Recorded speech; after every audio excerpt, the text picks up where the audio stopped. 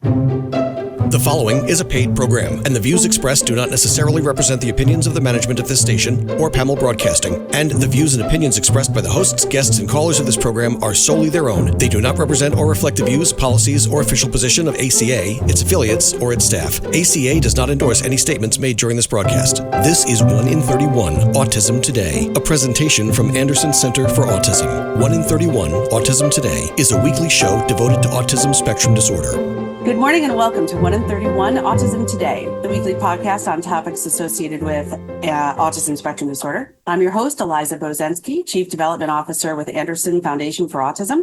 And on behalf of Anderson Foundation and Anderson Center for Autism, I'd like to welcome our guest today, Kim Popolizio from i2Evolve. That's the letter I, the number 2, Evolve.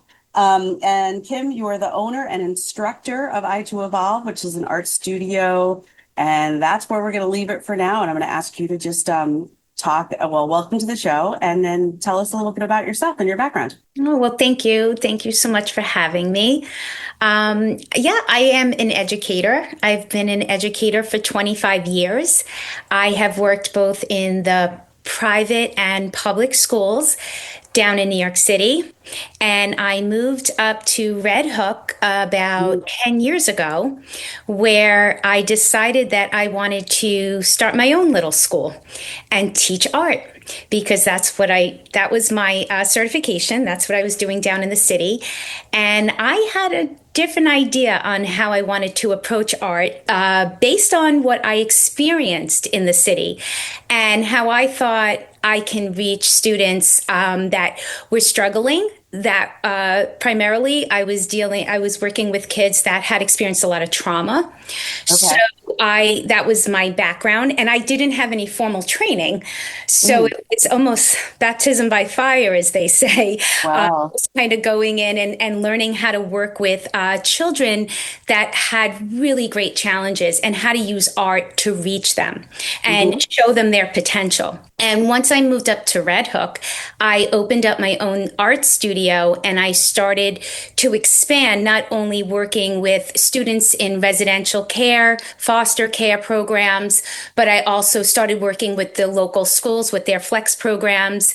And I really sort of branched out into all these other communities, finding a lot of students that really benefited from the process of art. I mean, I think that, thank you for the background. I think the idea of art being, and any real way to express oneself, but art being a big one, has, for a lot of people, been associated at times probably during our lives with getting through a tough time, expressing maybe some big emotions that are very hard to verbalize, even if one is a vocal communicator. So I guess I'll start with a very broad question, since you've had so much experience, both in the city and then up here in Red Hook.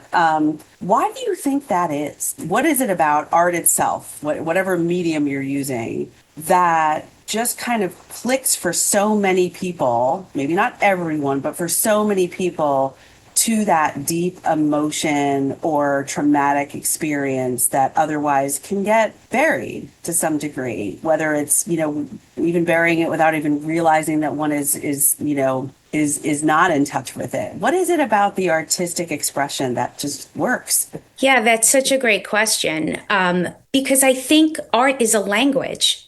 And it's a form of communication. And when words aren't enough or words aren't accessible, it's a way for all of us as humans to express ourselves it's an inner journey. It's something where, this kind of relates to the type of art and my approach. It's more about the process, and it's more about expressive art, and it's less foundational. It's less about, here, follow the directions step by step, but can I offer you an experience where it's choice-based and you really start to trust your inner self? And all of a sudden, all of this emerges when you provide an environment for individuals to express themselves in this way. Yeah. And so for me, I think to answer your question, art is a language. And when words are not there, we have that. And one of the things that I learned in some of my training recently, it was an art therapy training. It was a creative arts therapy training. And I had learned, which I never knew, that art and healing come from the same part of our brain. So which was like, I couldn't believe it. And I said, well, that makes so much sense, right? So there's just something very healing and cathartic about being able to access art in this way, expressively, not, again, a foundation has its place. But when we talk about what you're saying, and to your point about like, why do you think art is so important and why do people connect to it?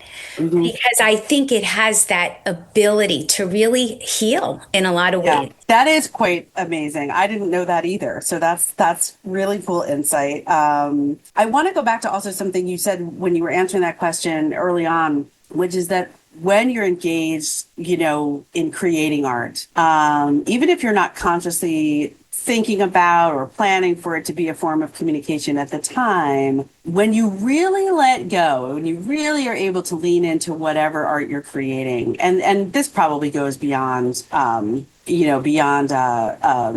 drawing, painting, mask making, anything like that, and even into like music and any type of artistic expression. But when you're in that, you probably get to a point where it becomes a lot about trusting the process. I hear that a lot, but also trusting yourself. And I think, to me, it makes sense that in that moment of that like opening up of oneself, you're also, without necessarily intending to, kind of unlocking a part of yourself that may be right there under the surface or, again, buried deeper. So that having trust in yourself, that what you're creating is just whatever you're creating. And so it's beautiful and it's wonderful and it is just wonderful because it exists.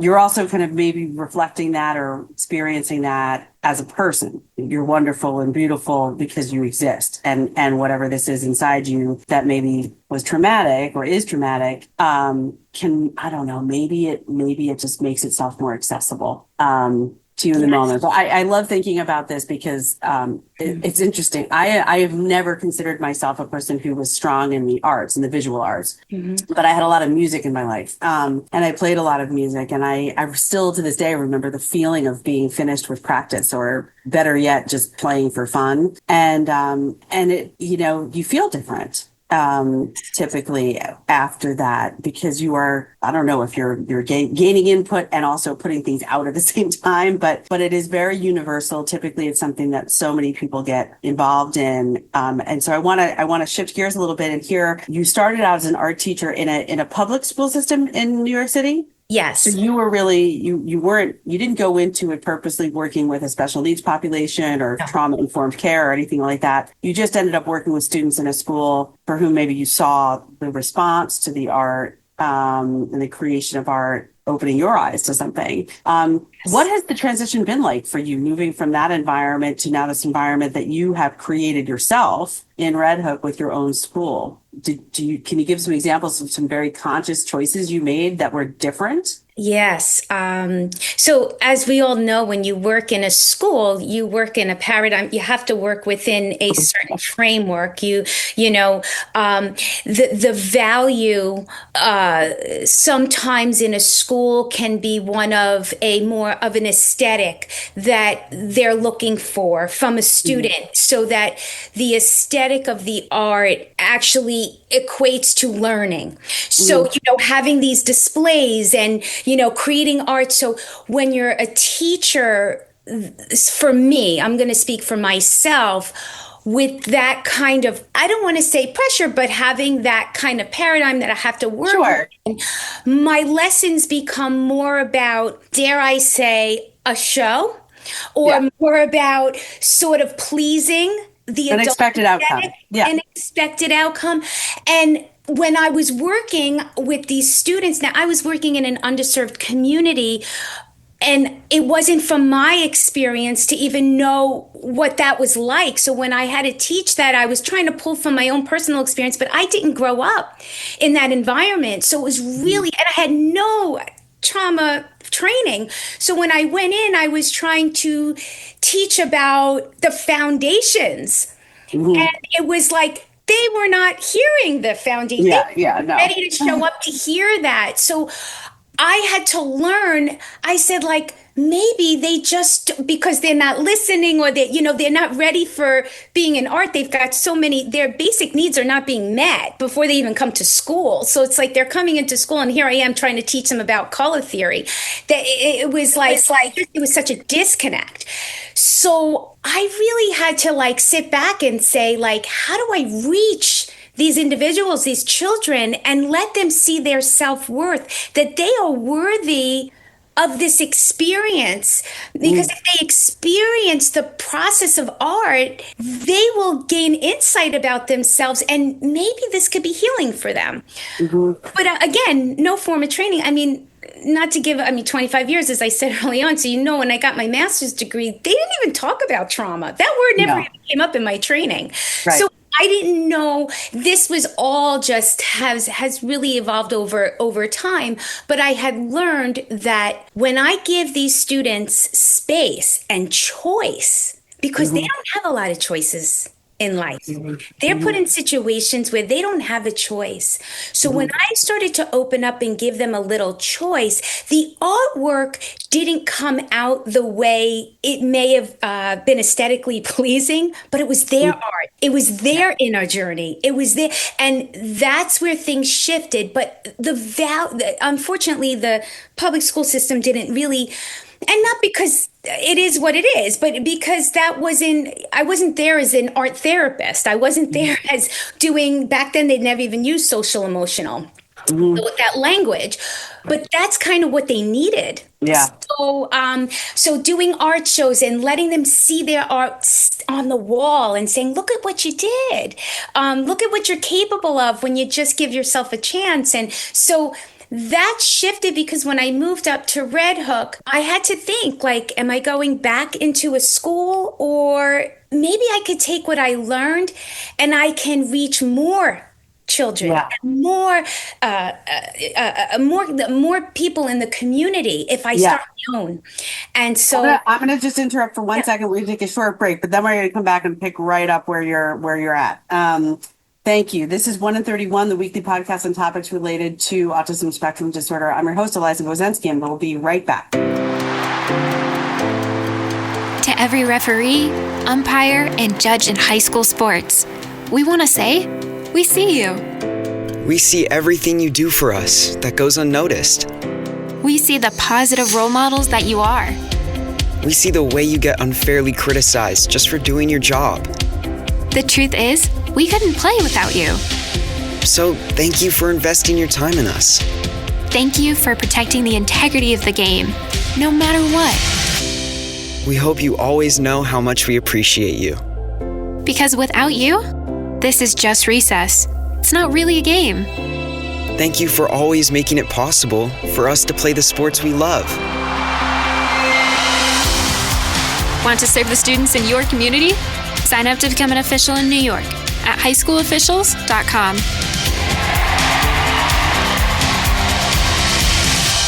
I'm Angela Bassett. As a first responder on screen, I know what it means to act fast in an emergency. In real life, the same urgency can save lives, especially when it comes to food allergy. For 33 million Americans, one bite can cause a life-threatening reaction. Now, there's a needle-free option, a new way to carry epinephrine. Know the risk, know the options. Be ready to act. Learn more at foodallergy.org/ready to act. And now, 1 in 31, Autism Today, continues on 100.7 WHUD. This is a weekly community affairs presentation from the Anderson Center for Autism. Welcome back to 1 in 31, Autism Today, the podcast on topics related to autism spectrum disorder.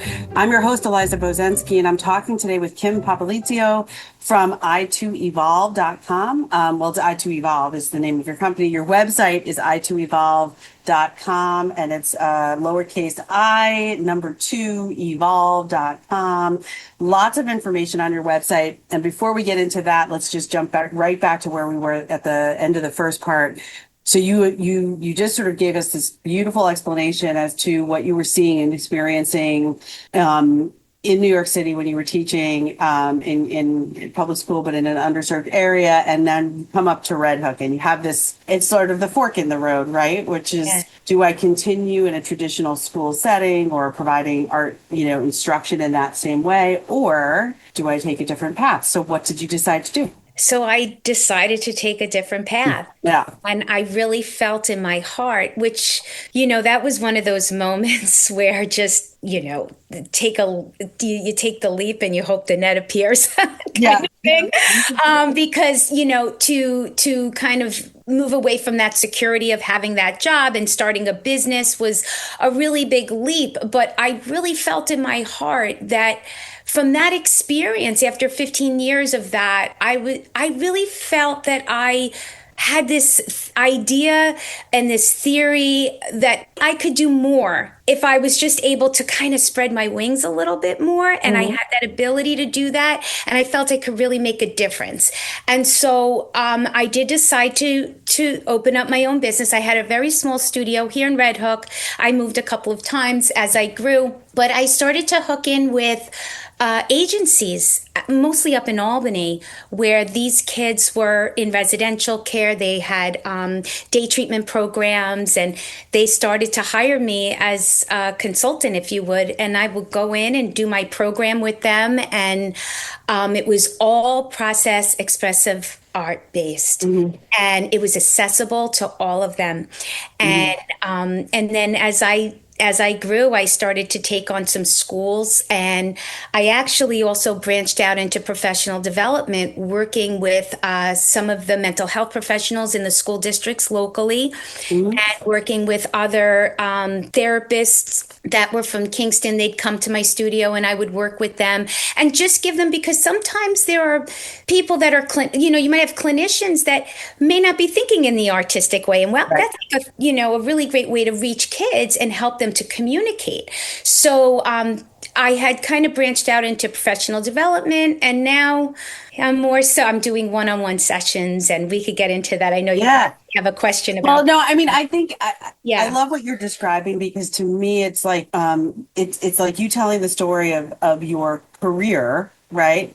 And then morphing into a calling or just your vocation, which to me is slightly, it's a different type of thing. You're taking what you're trained in and what you're extremely knowledgeable about. And I'm sure that your teaching in New York City was impactful and fantastic, but it's different when you've decided that you have a specific purpose that you're going to sort of make happen. So I can see on your website, again, I would encourage our listeners to check out i2Evolve.com, but it kind of goes through the list of at least some of the places that services that you offer, in addition to some of what you just described in schools, special education classes, professional development, agencies for people of all abilities, group homes, and day treatment. That is something I think I wanted to ask you about.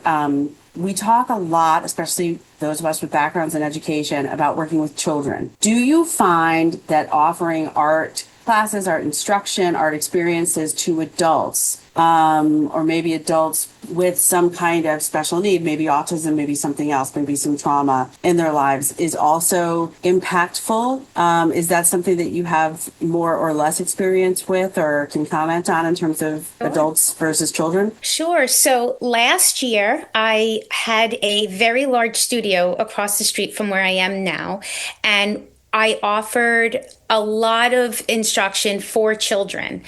And last March, I decided that I wanted to change my location for a smaller, more intimate studio. And I wanted to offer one-to-one sessions and really focus on the all abilities community. And what I found, because I had all along, I had like a little small I would say I had a couple of students that I would see individually on a private basis that were adults. They were adults on the spectrum. And so I wanted to really delve deeper into that. So I moved my location. I got a smaller setting, and I started to build my practice more around the all abilities. And it turns out that they're all adults. Yeah. So now I'm working with, and I noticed that there was a little gap there where there weren't many resources. I mean, there are a lot, but then, this is a very unique experience because they come in, they get this one-on-one session, and a lot of them have the means to do it. And so by word of mouth, I started to gain, a nice amount of students that come. And it's wonderful because each one of those adults are so unique. And so each session is so drastically, it's so different, because I can't, I'm not teaching the same. And I think that's what I love about it is that they're just so unique in their way of approaching art and the way I get to be very dynamic in my teaching. So, yeah. So it's different. I mean, it's very individualized. And again, I mean, anytime when I meet somebody who's doing something that clearly they love, and I can just tell by looking at your face while you're talking that you love what you're doing and are passionate about it, but you're also you're sharing that, and it's coming through you by way of your work in i2Evolve.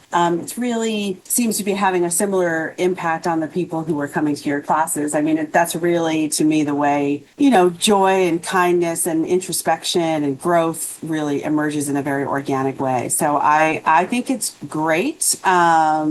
We are just about out of time in our interview. Is there anything that you want to highlight that maybe is coming up real soon, or something that you are especially excited about that we haven't touched on? Sure. I am going to I'm doing an open house on May 16th. It's a Saturday from 12 o'clock to 4 o'clock. And so I invite anybody in the community that wants to check out my studio, meet me, and see what it's like here.